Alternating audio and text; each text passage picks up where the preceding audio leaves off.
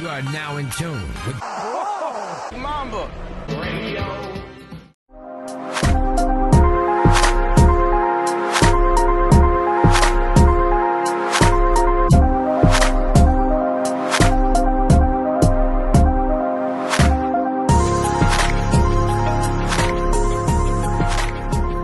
Alright, what up, everybody? Thank you for tuning into Brown Mamba Radio. For those there who don't know, my name is Jackson, and happy Tuesday to everybody out there. Sorry that I'm coming at you on a Tuesday, a little later than usual, and again, I apologize for nothing on Friday again. I've been it's been pretty crazy, my schedule and everything. Just got a whole lot of stuff going on in these last few weeks and stuff, but I just took a little, went out of town again. This time, spent a great weekend up in the Bay. Saw some family. Always a good time up there, especially this weekend. When you get to see the Dodgers whoop on the Giants, which I'll get to, and especially when you get to see the Raiders get their first win of the season, baby, in person, which is why my voice sounds like this. So I apologize ahead of time for the extra raspiness, a little pony in my throat. But yeah, so it's a lot to get to from this past weekend and the week that was. So I'm just going to get right into it again, starting with the NFL and that game that I was at. The Browns and the Raiders. Again, I was at this game, and let me tell you, I don't know how it looked on TV. I mean, I watched the highlights on my own afterwards and stuff. As high scoring as it was, 45-42, which is crazy to think between the Raiders and the Browns that it would get that high of a scoring. The score would get that high. But let me tell you, it was not a good game. It was very exciting, very dramatic, very frustrating as a Raider fan at some points. And I can imagine for the Browns fans as well. But far from a good game.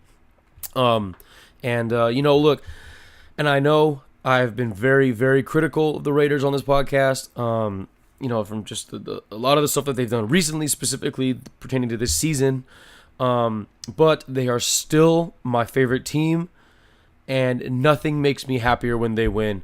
And when they win the way that they did, they fought hard. They did not give up. They didn't let the moment get to them. They didn't succumb to it. They didn't give into it. When it looked like when they had the little bit of the lead and they were losing it, and it looked like they were going to go down. To the Browns of all teams, and I know that they're better. I know that they're more talented. Than they have been in the past. But just the fact that they're the Browns and then they're going to lose at home to the Browns, go down 0-4, and all the scenarios, all that stuff that was, probably going in the back of their mind. They said, "Fuck that shit. We're going hard. We're not giving up," and they pulled out the W. It took overtime to get it done, but listen, I'll take it any way that we can. And like I said, the Raiders, didn't look. They weren't great by any stretch of the imagination, but they looked better, and that's all we can ask for at this point. That's what's been happening this season. They've been getting better little by little in every game. Derek Carr looked much better. He looked like the Derek Carr that we loved from 2 seasons ago. He had himself a pretty good day. 437 yards, 4 touchdowns, 2 interceptions. One of them was not as bad as the other, but. Like I said, he was out there slinging it, looking much better. Huge gains from Amari Cooper and Jared Cook, both over 100 yards receiving, both with touchdowns. I think Cook had 2 himself. And like I said, they were just executing on offense, for the most part. A couple of drops here and there. The huge drop ball from Martavis Bryant on a deep ball that would have been huge momentum swing. Which is what they brought him in to do. But listen, like I said, my hair is talking about the bad, so I'm talking about the good. And nobody, in my opinion, was better on the field on Sunday than Marshawn Lynch. Full beast mode all game long. He didn't have any touchdowns, but like I said, he didn't need any. He whenever the team needed a big play, he always delivered. Whether it was running the ball, catching out the backfield, anything, he would make the first guy miss and get those extra 3 to 4 hard yards that he's known to get, and just to fire everybody up. And it fired the fans up, it fired the team up. Everyone was excited. And like I said, Marshawn Lynch was beast mode all game long. And the defense still needs work. There's no doubt about that. But they came up big when they needed to. Starting the game off right with a pick 6, and they came up big at the end and in overtime. Like I said, they made plays when they needed to. Reggie Nelson had that interception at the end of regulation, and like I said, defense came up to hold the Browns to just a field goal and a punt and an overtime. But like I said, great win for the Raiders. And the Browns on the other side shouldn't hang their heads on this one, even though it was, this is a really tough loss. But like I said, they played well. They showed flashes. Baker Mayfield looks like he's going to be pretty good. I'm not saying he's going to be the next, so-and-so or anything, but he looks like he's going to be around for a little bit. And the Browns look like they might have found their guy. As young as he is, the moment didn't get to him. Like I said, he made a couple mistakes, especially on that last interception that he threw. He's trying to, play hero ball. But listen, that takes a lot of balls, and I'm not sure how many other guys would do that in his situation. So, I mean, even though, like I said, he can learn from it, and it ultimately cost him the game. Like I said, it was a ballsy move by him. Like I said, just a lot of talent over there on the Browns, man. Myles Garrett was a force all day. He was in Derek Carr's face, had a couple sacks. Juice, bless him, was blessing the field most of the game. But Nick Chubb also looked really good. Their backup running back, who looks like he should be getting more touches. Like, he didn't have many touches, but every time he did, it seemed like he was breaking one away for a touchdown. But again, tough loss for the Browns.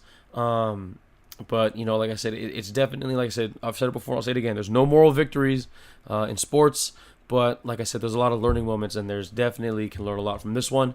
But again, congrats to the Raiders. That was a big win, first one of the season. Not going defeated, so that's good to hear. Then we got the Chargers and the 49ers. This game was way closer than it needed to be, and I hate to critique a team that won so much, but the Chargers should have taken care of business in this game, man. They were at home versus the Niners, who are got their backup quarterback in there. They're already got a few other injuries. Big blow to the team. Like I said, I can't stress how much how big of a blow it was for Jimmy Garoppolo to this team, losing Jimmy Garoppolo for this team. And like I said, they already didn't have that great of a defense, and the Chargers are supposed to have this high-powered dynamic offense. And like I said, they should have just taken care of business in this game. And like I said, I mean, listen, at the end of the day, they got the win, which is great. But like I said, if the Chargers want to be this team that they were hyped up to be, they gotta take care of business in these kind of games, and they can't play down to the level of competition. But like I said, a win's a win for them, and like I said, but also, same problems haunted them today that. And if they played a better team, it would have more than likely would have cost them the game. Dropped passes, poorly not executing on third down, but more importantly, the missed field goals, man. They need to find out what the fuck is going on and how to fix this problem. Because it's a real problem. And like I said, if they had played a better team, it would have cost them. It would have cost them. They missed like 2 extra points, 2 field goals. Like, that's not winning football. But on the flip side, with the Niners, good fight from them. Like I said, everything with the cards stacked against them and everything they've got going. Good showing. They had a lead for a little bit late, but tough for them. And it just looks like it's without Garoppolo, like I said, it looks like it's going to be a pretty long season for them up there in the Bay. So or in San Francisco at least. But yeah, moving on again, we got the Vikings and the Rams, probably the best Thursday night football game that we've ever seen. And it was just, like I said, it was a lot of hype going into this game, battle for NFC supremacy, and they did not disappoint. And I picked the Rams to win this one, and did they ever? The offense put on a damn show. It was a great game. Jared Goff, sneaky sleeper MVP pick. I don't know what the odds are right now, but after last week, I'm sure they went up. 5 touchdowns, 465 yards from Jared Goff, looking really good in the beginning part of this season. 2 of those touchdowns went to Cooper Kupp. And like I said, that offense, looking like the greatest show on turf. And Cooper Kupp caught 2 of those touchdowns, and he was one of 3 receivers with over 100 yards. Cooper Kupp, I believe Robert Woods did, and so did Brandon Cooks. And like I said, they They just that offense is very, very well oiled machine. And they are definitely going to be a force to be reckoned with. Now the defense didn't look as sharp as that they have looked, and then as we know that they can look, but to their defense, no pun intended, they didn't have a couple of their top defenders, or they didn't have Talib, who looks like he's gonna miss some time. I think like at least a few weeks after hurting his ankle. He had to get a little surgery on it, and I know Marcus Peters wasn't playing 100%. But the defense came up big when they needed to at the end, preventing a Vikings comeback, and they got sacks from their two big interior linemen, two from Aaron Donald and one from Ndamukong late. And like I said, they just took care of business, man, and they pulled out this win. And a lot of praise for the Vikings, coming into the season. As far as are they one of the teams to be reckoned with, and one of the top teams in the NFC? And not some people were saying not just the NFC but the NFL. But so far they just haven't shown it, and this is 2 losses in a row. Although this loss was, you hate to say it like this, but you hate to categorize losses, but this loss was much better loss than the last one, or the one the other week against the Bills. But like I said, they came out firing. They looked pretty good. Can't front. They looked really good against the arguably the best team in the NFL. They went toe to toe with them. But like I said, this is 2 losses in a row, and maybe they just aren't as good as everyone hyped them up to be. I don't know. I'm not saying that they're not. That's not saying that they're horrible. They're far from that. But I'm just saying maybe they're a little bit more hyped up than they should have been. Like I said, it was a great game. Like I said, probably the best Thursday night football game we've seen so far. Like I said, we're off to a good start here with the week, and then the rest of the week I'll try to blow through. Pause and start with the Texans and the Colts, and it didn't come easy, but the Texans needed this win and they got it. The pessimist in me, thinks that it's kind of a red flag. If it takes overtime to beat the Colts of all teams. But a W's a W. Texans, they held in there. They looked like they were going to give it up late, but they hung in there. And, like I said, any kind of win is a good win, especially if it's their first one. Like I said, Texans, another team that a lot of people had high expectations for, just haven't lived up to them yet. But like I said, this win will at least put them hopefully get them straightened out on the right track. And the Colts, put up a good fight to force overtime, but it's just the same old story for the Colts. Luck was great. He had just as good a game as Goff did. He had 460 yards, 4 touchdowns. But and he it's just same old story, man. He doesn't have a whole lot of help around him, and it didn't help that T.Y. Hilton, the only guy who was making plays for him all game. Well, aside from that running back, I don't remember his name, but which again isn't a good sign. But when you don't have a lot of help around you, it's hard to win games. But like I said, good win for the Texans. They needed it. Next 2 games, not much to take away from these ones. Bills and Packers. Packers looked all right, and Rodgers looked. The best thing to say was that Rodgers looked healthier. He looked better, which is a good sign for them going forward.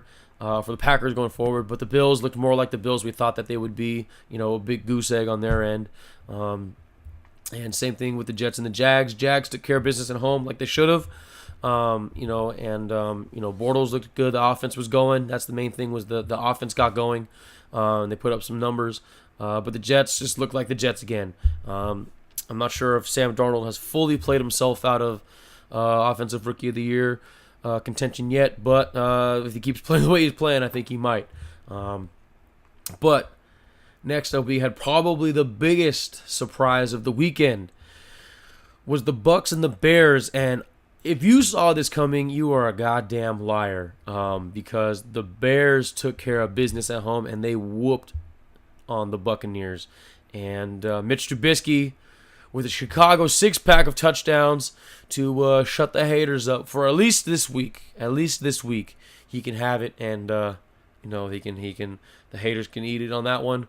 But just on the flip side, nothing not to take away from Trubisky, who played very well and showed a lot of the reasons why the Bears took him with his athleticism and stuff. But on the flip side, man, the Buccaneers just looked like poo.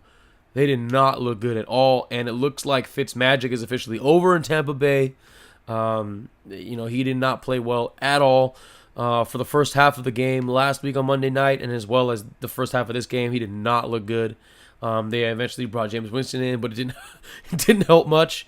They only got a field goal out of it, and like I said, it's a tough time. And the Bucs probably the weirdest team of the year. Starting off so incredibly hot, and then for the last 2 weeks to be incredibly cold. It's going to be a long bye week for them, for the Buccaneers, and especially with trying to figure out what they're going to do at quarterback. It looks like they're going to be going with James Winston for the rest of the way. But like I said, even if they do, I'm not sure what that's going to change or if that's going to change much at all for them. It's strange times down there in Tampa Bay. But again, good win for the Bears. They got it done on both sides of the ball this time. And like I said, great game for them to build off of. And like I said, pretty sure we're not going to get 6 touchdowns out of Trubisky going forward. But like I said, a good confidence booster for them for their going forward for the rest of the season. Next, we got the Dolphins and the Pats. And we were all ready to hit the panic button. And officially be able to start saying, what's wrong with the Patriots? What's going on with them and stuff. But we're gonna have to wait another week because the Pats came out and dominated. Looked like the old school Pats that we've come to see and known to see. We're waiting for this kind of game to happen from them in the first few weeks, and it finally happened. Brady looked like old school Brady, finding his running backs out of the back. Gronk did pretty well himself, and Josh Gordon, not ready to say he's the savior of this team or anything, but like I said, he didn't look too bad, and you can see it. It's there, but like I said, he's just got to get himself into game shape and get more games under his feet, in order to be able to fully unleash him. Like I said, 5 years is a long time to not be doing anything professionally, So, but yeah, I guess we can. We're going to have to wait another week for all the panic button Pats, and then we can just relax a little bit on them. But the bigger story is how bad the Dolphins looked, man. The Dolphins just looked just bad. I mean, it's straight up. Tannehill was awful all game, especially after, getting so much praise from the week before. He just did not look good, and Brady just carved up their defense all day long. And like I said, the Dolphins, man, I don't know. Maybe this was just that one bad game that they had because they started off pretty well, record-wise at least. But yeah, the Dolphins, man, they just did not look good in this game, and it cost them. And the Pats, looks like if the Pats keep playing the way that they're playing, it looks like they're going to get another. They're going to be on their way to another AFC East championship, especially if they're getting wins against division teams like the Dolphins. Then we got the Lions and the Cowboys. Huge game for Zeke. I believe he had like over 200 and something all-purpose yards. Ran the ball down their throats. And received the ball out of the backfield very well. And just like I said, huge game for Zeke. Huge game for DeMarcus Lawrence. 3 sacks by himself. In lieu to, a victory for them. It was a good win for the Cowboys to give them hope going forward. Especially the way that the NFC East looks like it's really going to be up for grabs this year. So any win counts for these guys, for all those teams. Like I said, they needed Zeke to get going. This was the perfect game to do it. And like I said, they got a big win for them. I thought the Lions were going to win this one, but because just when it seemed like things were looking up for the Lions, and like I said, I thought they were going to win this one, but they let one slip away, and in the most typical Lions fashion, where they got a lot of stats, a lot of yards. Stafford was throwing the ball everywhere. Golden Tate had a lot of yards after catch.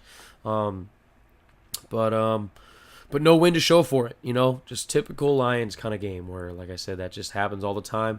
And just, the defense was exposed again.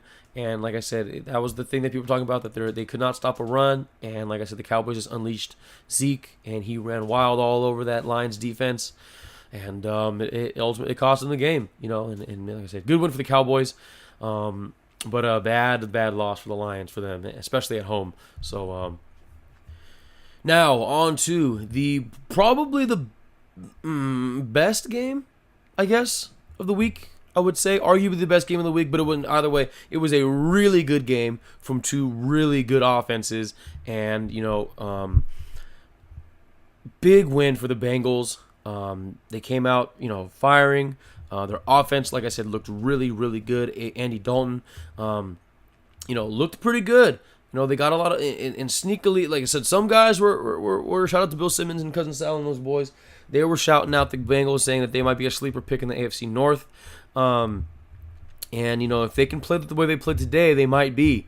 Like I said, AJ Green, had the great, great game all game long, and then eventually caught the, the game-winning touchdown at the end, to help to seal the win for them. They were getting a good production from their run game. Giovanni Bernard was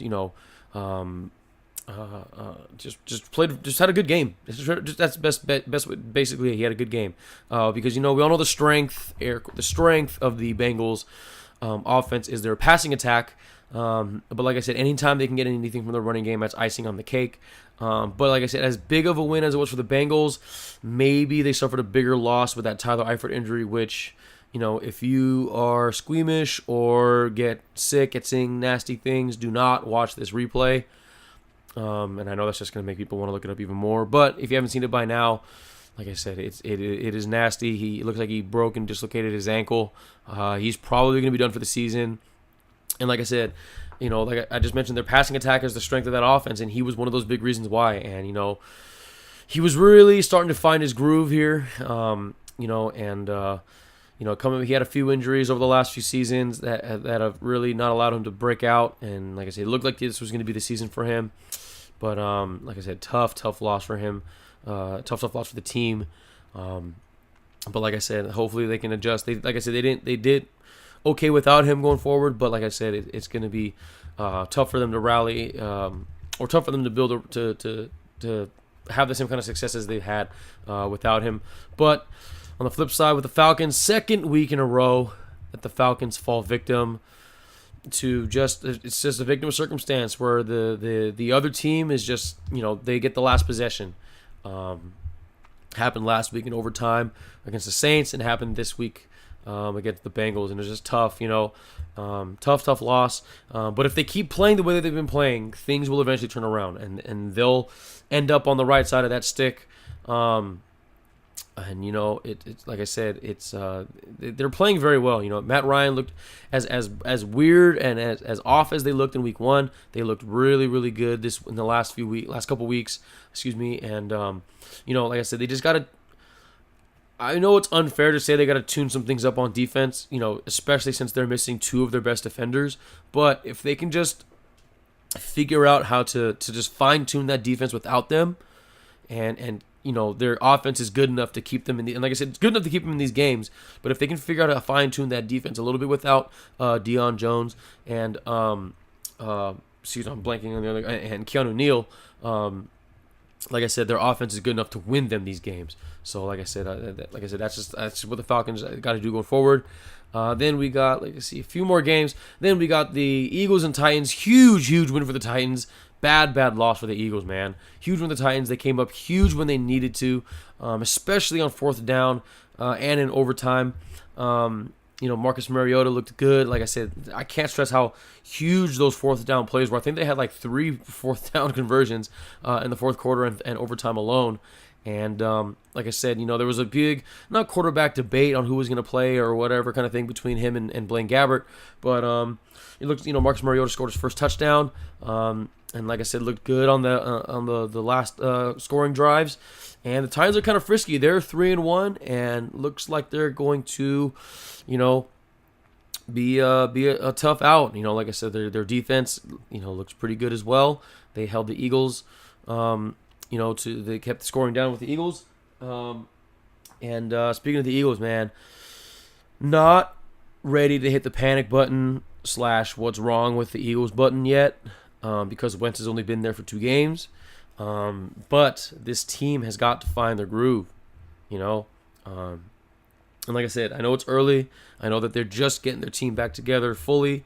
So it's going to take getting that feeling out process, getting their feet wet and all that. But they need to find their groove sooner rather than later. And, on offense, I understand, but defense, not a lot changed with that defense. And they have not been playing as well as they played last season. That was the big thing was, they were the sleeper hit of that team. The offense was good with Carson Wentz, and you got all the glory and stuff, but real ones knew that the defense was what was keeping these games, was keeping the Eagles in those games last year, and would ultimately help them win that Super Bowl. But like I said, they got to find that groove sooner rather than later if they want to at least contend to repeat as Super Bowl champs. But now we got, let's see, like I said, a few more games left. Cards, Seahawks. Everyone's talking about it. The Earl Thomas injury situation. If you don't know, if you live on a rock, if you don't know, Earl Thomas got injured late in the game. It looks like he broke his leg. As he was being carted off the field, he looked over at his own sideline, the Seahawks sideline, and flipped them all off, gave him the middle finger. I know a lot of people are upset at him for doing that. Like, why would you do that to your teammates? That had nothing to do with it, blah, blah, blah. But, of course, it's people taking it. You have to be smarter than that. And he clearly wasn't directing it at his actual teammates, and the coaching staff and all that stuff. But it was directed at his team and organization as a whole. Because if you're not familiar, Earl Thomas was holding out before the season started because he wanted a new contract. He wanted a new contract that would give him an extension or at least better guaranteed money, because he's making the case that, look, I'm one of the best players in the league. I've done so much for this team. I've done so much for this organization, and I feel like I need to be compensated for it. The Seahawks played hardball, didn't give it to him. Earl Thomas was pissed, but he's like, listen, I'm a professional. I'm going to go out there and do what I do. I'm going to go play. Played his ass off in the first few games, and then this happened, and broke his leg, and that's why he's upset. That's why he did what he did, and that is exactly why he held out. And this situation here is exactly why Le'Veon Bell is holding out, because he's like, look, man, these teams don't give a fuck about these players at the end of the day. And like I've said it before, there's a long history of it happening. There's a long history of these teams just getting as much juice out of that, and squeezing as much juice out of him as they can, and as soon as they get what they can, they just let him go, and they don't give him any kind of safety net to fall back on, or anything like that. And like I said, that's what Earl Thomas was asking for. He didn't get it. He's probably not going to get it now, or at least not as much as he wanted to.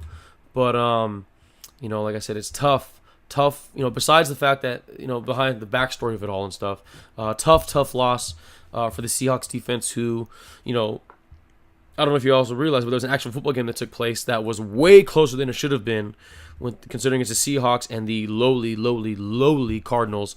But big blow for their defense, which was already not that great to begin with.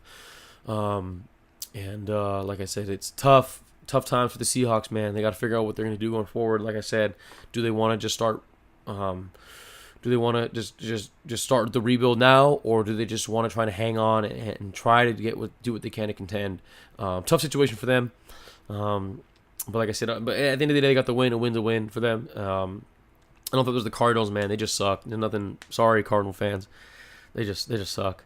Then the Saints and Giants.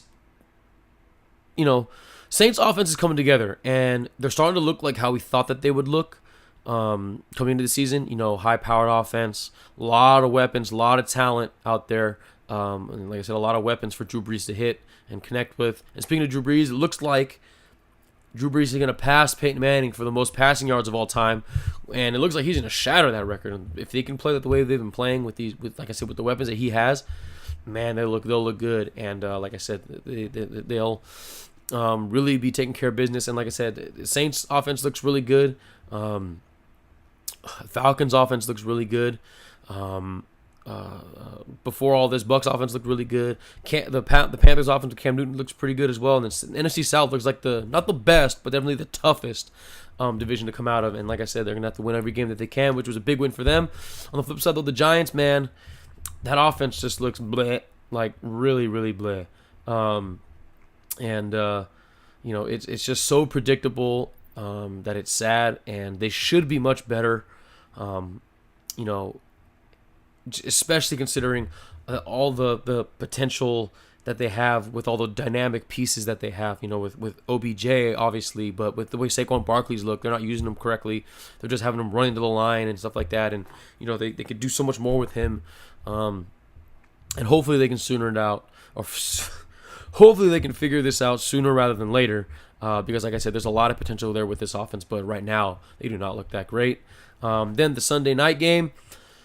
A lot of Flacco's back talk. A lot of Joe Flacco's back talk. But, you know, seriously, though, he looked good.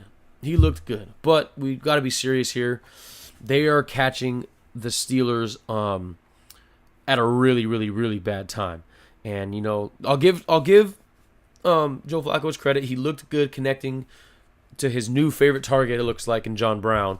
But that's just because Joe Flacco's got probably the biggest cannon in the league other than Mahomes, who I'll talk about next.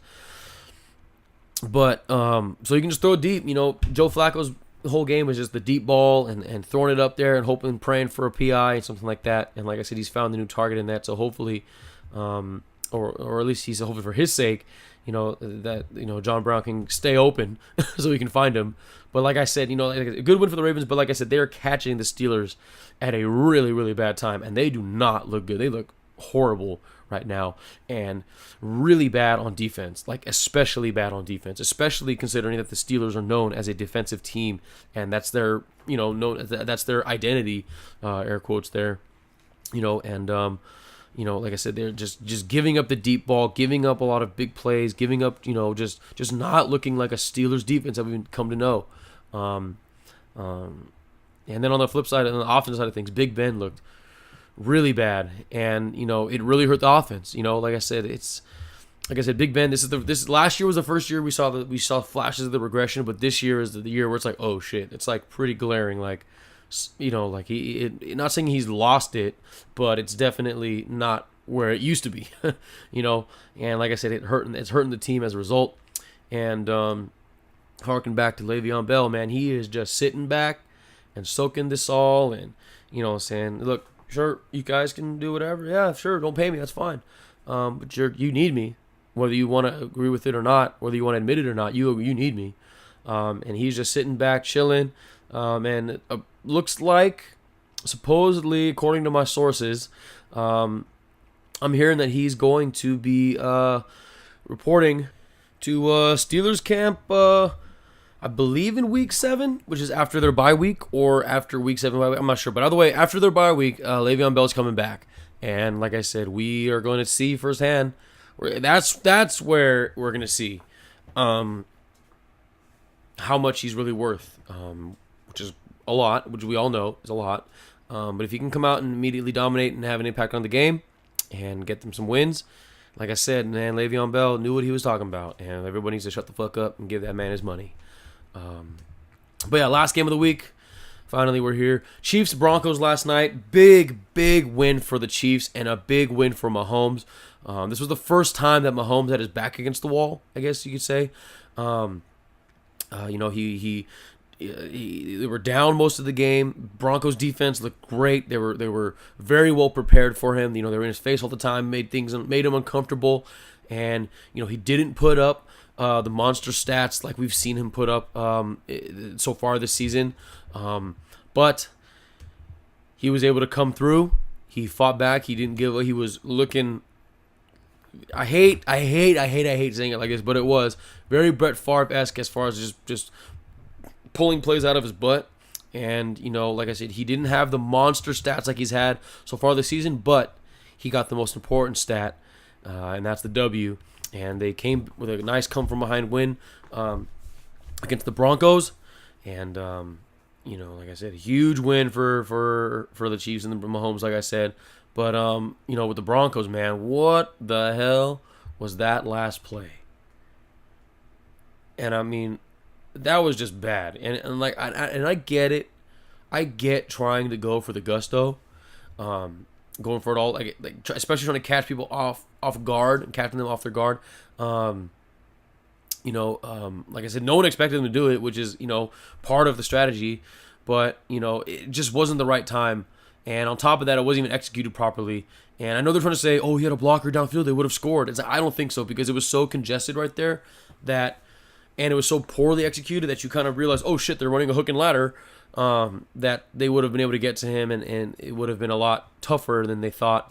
But besides that, that Broncos offense is just bleh. They just don't have any. They're just very just bleh. Like, there's no one else to explain other than bleh. There's no playmakers. There's no big play ability. Case Keenum, who is the definition of a bleh quarterback, it's very fitting that he's in a bleh offense right now. And like I said, that defense played very well. They did what they could to try and contain Mahomes, excuse me. But ultimately, they just, the offense, they did their job. The offense couldn't, and they lost the game, lost a tough division game to the Chiefs. But like I said, that's not a crazy week 4, but just there was a lot of good games. It wasn't anything like, there wasn't any really crazy games. There were some crazy situations and scenarios and stuff, but not overall crazy games. And things are starting to look like they're the universe eventually straightens itself out, and things fall into order. And this was like, it looks like this was the first week where that was happening, and kind of figuring out, like, okay, things are gonna go the way that we think that they're gonna go so far this season. But that was the regular football. Now it's time for the real football, the football that really matters, fantasy football, folks. And your boy won both his leagues for the first time this season. So, clapping it up for me, patting myself on the back. Good job for me. And not only was it the first time that both my teams got a win, but I got my first win in the fantasy league with my friends. And it was just a good win. It was a good, solid week for me. Both leagues. In the fantasy league with the friends, no one really stood out except for maybe Brandon Cooks. He had 22 points, but I got double digits from everybody, which is, you can't ask for anything more. 20 from Wentz, 15 from Brown, 10 from Hill, 17 from Lynch. I picked up Austin Eckler off the waiver wire, and I knew he would come up big for me against that weak 49ers defense. He came up big for me, 12 points. Travis Kelce came up big for 17 points. And then also, it's always a big bonus when you can get double-digit points from your special teams and defense. So I got 16 from Justin Tucker, who, shout out to Justin Tucker, and 13 from Houston. Shout out to Jadeveon Clowney for getting those fumbles and the touchdown. So that was it in fantasy league. And then in my friends league in Paul's Players, Mahomes did well for me. Like I said, everyone, again, it would have been another double-digit week, but just a couple of blips in the radar here, but like I said, everyone else made up for it. Mahomes did, like I said, wasn't the monster Mahomes week, but still did well. 24 points from Mahomes. Again, Antonio Brown 12. Marshawn Lynch, you guys know how they did. I picked up Eckler in both my leagues, so shout out to Eckler for coming through in both my leagues. And then I tried to pick up Mike Williams. I picked up Mike Williams thinking he would do well, but like I said, Chargers did not play well. So as a result, he did not. But Mason Crosby, I picked him up late, and good game from him for me. 14 points with 2 50-yarders, so shout out to Mason Crosby for that. And I picked up Seattle's defense thinking they would do good, but like I said, they did not. They didn't. And like I said, I will be looking for a new defense this week on the waiver wire. But like I said, can't be too critical. We got the win, so that's why shout out to me. And but like I said, definitely be hitting the waiver wire. Got to make some moves, figuring out that defense situation. So yeah, that's it for football. Time to move on to the round ball, the little round ball that is, and baseball, baby. Dodgers, man, that's right. How the West was won, did it for the 6th time in a row. So things were looking a little scary going into the weekend. The Dodgers didn't have a good week. Last week started off with a bad series against the D-backs. So bad that they fell out of first place and ended up falling a full game behind the Rockies. And they really needed to come up big this weekend up in the Bay Area. And come up big they did. They took care of business with a three-game sweep of those yucky Giants with a lot of help. And I want to give a big shout out, big up to all the Dodger fans who traveled well. And there were a shitload of Dodger fans. Like I said, I was up in the Bay Area this whole weekend. I didn't go to the game. I had other plans and stuff, but we watched all the games when we could. And there were a ton of Dodger fans everywhere showing big love. And like I said, shout out to the Dodger fans. Like I said, and it helped. It gave the Dodgers team life. It helped give them a little bit more energy. Like I said, 3-game sweep, took care of business, forced game 163 versus the Rockies. So both of the teams in this game, both teams were guaranteed a playoff spot or the postseason spot. They were playing this game for postseason seeding, and like I said, you already know how it happened. Dodgers took care of business. Big win. Walker Buehler came out there. Big balls on that guy to go out there and just throw another gem. Lights out again. Walker Buehler, probably one of the best young pitchers in the league. And took care of business, man. Got the big win. Looked a little scary at the end with Jansen giving up the back-to-back home runs to Arenado and Story. But like I said, that's how good that the Rockies are. You can never count them out, especially in that part of their lineup. But like I said, a little bit scary. But hey, they got the job done. And like I said, Dodgers 6 in a row. It's great. It's great. No, don't get me wrong. But it's like I said, NL title pennants are good, but World Series ones are better. So let's go out there and try to win the big one this time. And they got a lot of momentum going into this postseason, and they're firing on all cylinders, just like I said that they needed to be all season long. That's all I've been saying. They got all the bad baseball out early. They're finally coming together. Everyone's hitting the ball well. Everyone's fielding the ball well. Machado was a huge pickup for them, and his glove has been so good. And it's been infectious, and everyone's been playing well. And on top of that, like everyone's been saying, they have the depth to get it done. They have probably the best depth out of any team going into the postseason. But that's just not. But I'm not saying it's a shoo-in because it's not going to be easy because we got the Braves coming up then later on this week. And I'll have a better little preview thing of it later in the week when I get there. But the Braves have been one of the biggest surprises and one of the best young teams in the league. If you're not familiar with them, they have probably the NL Rookie of the Year in their outfielder Acuna. Was it Ronald Acuna, right? I don't even know his first name. I just know him as Acuna. Ronald Acuna, who's one of a freaking dangerous bat. They got one of the best rookies there. Again, and they also got Freddie Freeman, another one of those guys, dangerous bat. One of the better young shortstops in the league, Dansby Swanson. Like I said, I don't know much about their pitching, so that's a good sign, I guess. Hopefully we can take advantage of it. Like I said, Dodgers have been hitting the shit out of the ball lately, and hopefully they can, pull out the win and keep moving forward. But like I said, again, for now we'll just enjoy it for the next couple of days before we got to get things going on Thursday. But again, congrats to the Dodgers. 6 in a row is great. But like I said, let's go get that big one this time.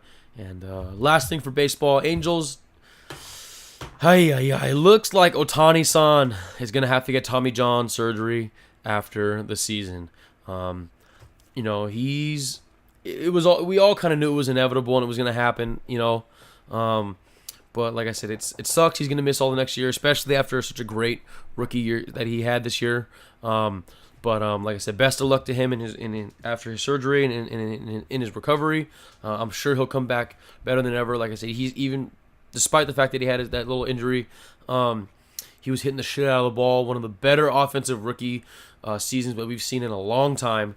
And like I said, we'll be able to see him on the mound, and that's where he really gets it done as well. So like I said, best of luck to Ohtani going forward in his recovery process after the surgery. But yeah, it kind of sucks. It really sucks. And on top of that, with the Angels, man, big news out of with the Angels. Mike Scioscia is stepping down. It appears he is not going to come back to the team after 19 seasons, I believe. If I'm correct, and there was a rumor that he was gonna retire earlier this season. He shot them down, but it looks like it's true. I don't think he's getting fired per se or anything like that, but I just think that it's a mutual parting of ways. I think his contract is up, and he's just not going to resign. And so, like I said, just tough. Last few, to say the least, seasons for Mike Scioscia, who was one of the great managers that we've had in modern baseball. And like I said, he won the World Series for the Angels in 2002, I believe, which was a lot of fun. Even though Dodger fan over here, a lot of fun when that happened. When it was the Rally Monkey, and those were just good times, man. Good times for baseball in general. Good times for California baseball and all that. And like I said, just a tip of the old cap to Mike Scioscia on a great career. Like I said, the Angels were struggling these last few seasons, but not a lot of that blame can be placed on Mike Scioscia's shoulders. They just, the team they just couldn't put the right team around him. Made a lot of questionable decisions, but Mike Scioscia did what he could with what he had, and like I said, I wish him best of luck in whatever his future endeavors are. But yeah, Mike Scioscia no longer going to be with the Anaheim Angels after this season. So yeah, that's it with the baseball. Wrapping things up here with the bigger round ball in the NBA. Preseason has officially started this weekend. Very, very excited that hoops are back. Not excited for all these way too early hot takes that are going to be coming out, but like I said, we can just cancel all that noise out and just, at least me personally, all I care about with the preseason is that everyone stays healthy, and that people just don't look. They just don't outwardly flat out suck, because no one's gonna be setting the world on fire in preseason or anything because it's just preseason. You just hope that some of the new players or rookies or anything like that your team is invested in or anything like that whoever they bring in or whoever you have just doesn't straight up suck. That's what you're looking for. Things are looking really good for the Lakers. That's all I'll say. Brandon Ingram looked really, really good. I think he looked much more confident than he's looked in the season. And like I said, having LeBron will do that, and everyone in general looked like that. Ingram looked more confident. Kuzma looked more confident, and like I said, LeBron was LeBron. And like I said, there's not much, it's not like it takes much of a genius to be able to analyze LeBron's game. He's going to be LeBron. Didn't really get to see the Clippers, but like I said, I'm probably not going to see a whole lot of Clippers anyway this year. They're going to be in for a long, long, long season. But like I said, just happy that the preseason's back. Happy to have basketball back in general. It's good. It's good. This is the best time of the year for sports, in my opinion. We got basketball coming back. Postseason baseball is right around the corner. NFL is in full swing. Hockey's coming back. You got a whole lot of stuff going on. And like I said, it's a good time to be a sports fan right now.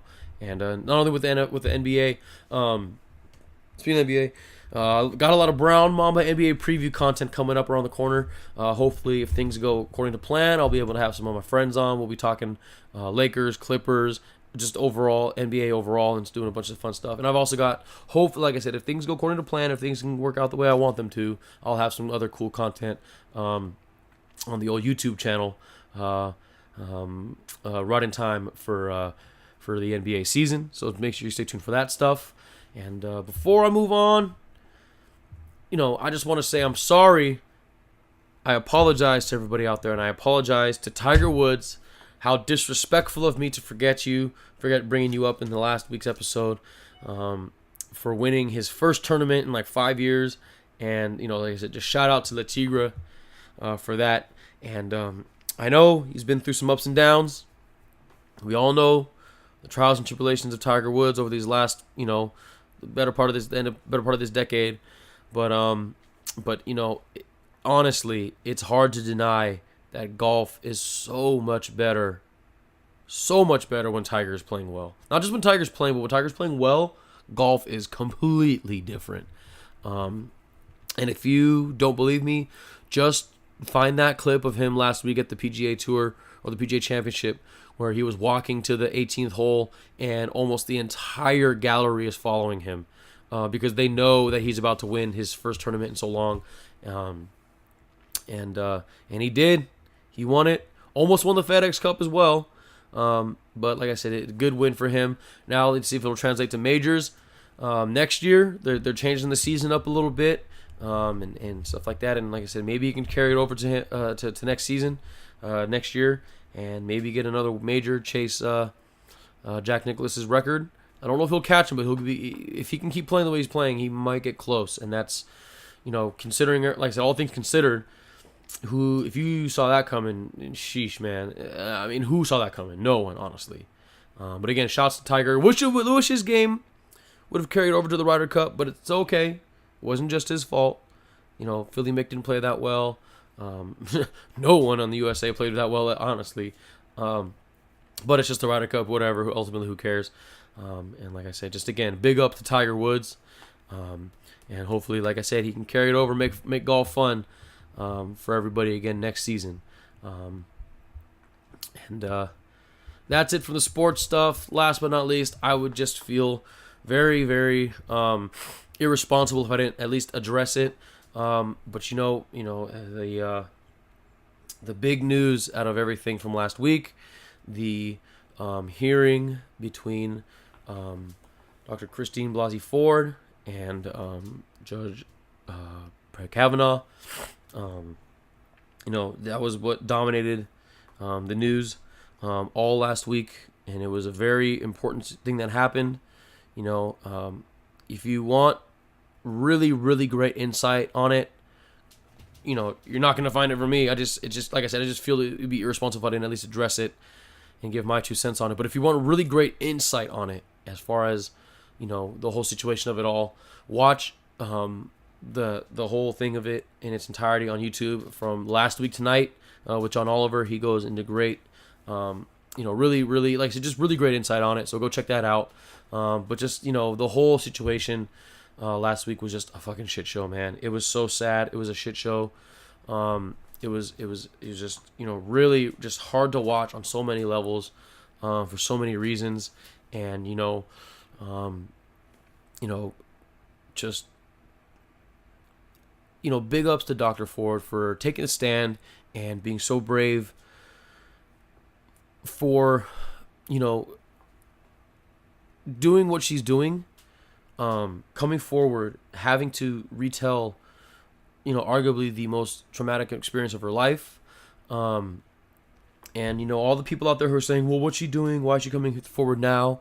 Why now? Why didn't she do it then? Who knows? How do you know she didn't do it then? I'm sure she did say something or try to say something, but no one believed her. And, the scariest thing, at least when I was hearing about all the stuff that was about to happen, the scariest thing that I was thinking about what would happen, and it looks like it might happen, and she even addressed it herself. The reason why she's doing it now, she's trying to stop this fucking piece of shit asshole from becoming a member of the Supreme Court, who, if you don't really know what they do, they essentially pass the laws, and they give the A-OK to the laws that, govern this country.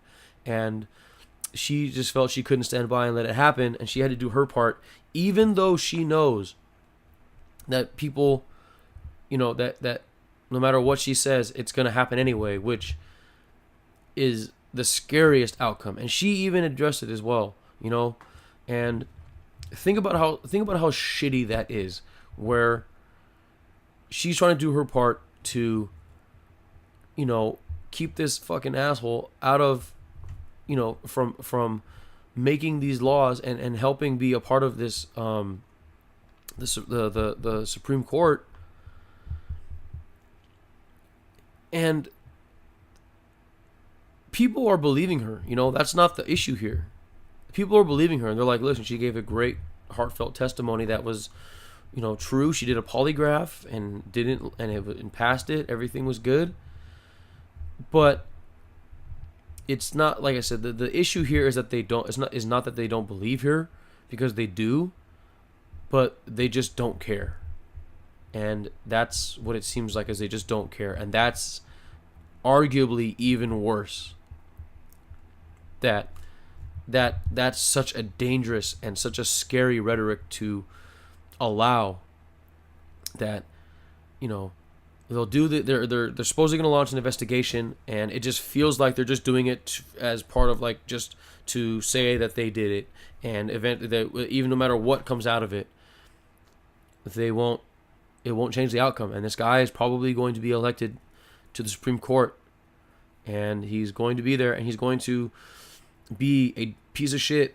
He'll continue to be a piece of shit, and it's just, if that happens, it just shows that there is no accountability for being a piece of shit and being an asshole. You know, it's sort of a step in the right direction because he just looks so bad. He looks so bad out there on the testifying and giving a testimony and all that. But, you know, it just ultimately looks like it just won't matter, and that's so sad. And my heart goes out to her for knowing that going into it and still having the courage to try, to try and do what she felt was right, and it's just, it sucks, man. This really sucks, and I hope people do the right thing and that they keep this asshole out, and if anything from this, it just hammers home the point that we need to register to vote, get out there and vote, do what you can to make a difference, because we really, really, really need change to happen, because this cannot keep happening. And like I said, she had the courage to go out there and try to make things right. So if Dr. Ford can do that, we have to follow her and do what we can to try and not let her down and not let all the others down and all the other victims of sexual abuse and sexual assault, to show them that this shit won't slide, man. That this shit cannot slide. And we're fucking sick. We're fed up of it. And like I said, it was, it was tough, man. Last week, seeing all that happen, and over the weekend, seeing all that happen, it was really tough, and it was really, like I said, just that feeling in the back of your mind that, people it's not that we don't believe her. It's just that they just don't care, which is, like I said, so scary and so horrible. And that feeling and that knowing that in the back of your mind left a really uneasy, settling feeling in your stomach. But, I hate to end on this, but it's a new week. It's a new week. So, let's get out there, try to make the best of it. Like I said, get out there, register to vote, do what you can to get in contact with your senators to tell them to reconsider this vote and reconsider electing this guy. It's going to take a lot. It was extreme, but shout out to the two, I don't remember the names off the top, and I apologize, the two women who approached Senator Jeff Flake in the elevator after he said he would, no matter what, he's still going to vote for Kavanaugh, and they approached him saying that, pretty much telling him that by you saying that, it shows that you don't care. It shows that it's not that you don't believe her, it just shows that you don't care, which is even worse. Like I said, they approached him, they pressed him, and it made him change his mind, whether it was out of the goodness of his heart or whether it was out of trying to save face politically or publicly or whatever. It worked, and he pushed to do the right thing and having an FBI investigation. And like I said, it showed, and like I said, small victories here, small victories, and that worked, and it shows that it can work. So if everyone gets out there and does their part, we can do something here, because like I said, shit really needs to change, man, and it's just getting exhausting. And when I'm saving a lot of stuff, I'm, towards the end of the year, I'll be doing a year in review kind of stuff, or whatever kind of thing and stuff like that. But I'm gonna tease it now, but this year, at least in my opinion, has really become the year of fatigue. Like, there's so many things that we're just sick and tired of having to hear about, having to deal with, it's like fuck, like, it's just one thing after another, where it just makes you go, fuck, like, seriously, like, I'm running out of energy here, emotionally, physically, just all kinds of stuff. And this is definitely adding to it, and this definitely did not help. But, like I said, this is a new week. Let's get out there and try to make the best of it. Like I said, do what we can to help, make things get in the right direction. Like I said, that's all we can do at this point. We just got to keep trying, get out there and vote. The midterms are coming up soon. We got to do what we can to get these motherfuckers out and just create some more change, for the better. So yeah, like I said, again, I'm sorry to end on such a solemn note, but like I said, trying to end it with some little optimism. So like I said, get out there, and try to make the best of it, make a difference out there. And like I said, I always say it at the end, but I'm gonna bring it up here. Like I said, don't just have a good week. You got to make it a good week. So let's all make it a good week. And again, before I get to all that, thank you guys always for listening. Like I said, I always appreciate it. And if you like what you heard, make sure you subscribe wherever you listen to podcasts: SoundCloud, iTunes, Stitcher, TuneIn. Like I said, I'm working on getting on Spotify, YouTube. Like I said, I got some more. Hopefully, I'll be able to get the YouTube stuff up in time for the NBA season. So subscribe there. Just look up Brown Mamba on YouTube. I'm the only one. Look up Brown Mamba Radio. I'll be there. And like I said, stay tuned for that. Also, make sure if you want to follow along on the socials, you can. Instagram, Twitter, Facebook, Tumblr, all that stuff. Look up Brown Mamba Radio, or my personal stuff, JXCKSXNNN. And like always, everything's available on brownmamba.us. So go ahead and check that out. Shout out to all the blog boys and the blog girls. But yeah, like I said, let's go out there and just let's make a difference this week. Let's try to lift ourselves up. We had the weekend to kind of sulk a little bit, but this week, let's go out there and make a change. Try to make things better. Do the right thing. And like I said, it's a new week, man. It's a new week, and like I said, don't just have a good week. Make it a good week, especially this week. Let's make it a good week. And make sure you guys drink more water. Health is wealth. Be kind to each other. It's easy to be nice. Go Dodgers. See you guys at the end of the week, and I'll catch you guys on the next one. Peace.